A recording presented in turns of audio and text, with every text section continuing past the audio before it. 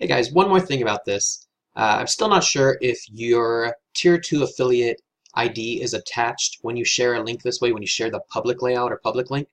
But I just wanted to make sure you guys knew, even if it's not, you can still do that, no problem. You're just going to go ahead and get the link, and then you're going to come over here to your 2-tier resources, and you're just going to simply click redirect link. Okay, so if you click redirect link and you paste in the link that you got, your public layout link, you see right there, and you say send, it will give you a shortened URL that is also going to cookie them and on the way there. Okay, so now I just copied that. So if I take that into an incognito window and paste it, if we watch up here, you'll see what happens.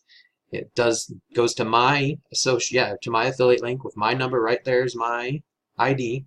So they'll get cookied and go into the editor, edit the page. When they click save, if they're not already a user of Builderall, it'll let them create an account that will go under you on 2-tier because you've cookied them right beforehand.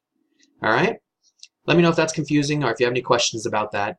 But that's how you can make sure you cookie a link if you're sending it to somebody who you want to join Builderall. All right? So remember, this editor. Okay, so then if I want to save,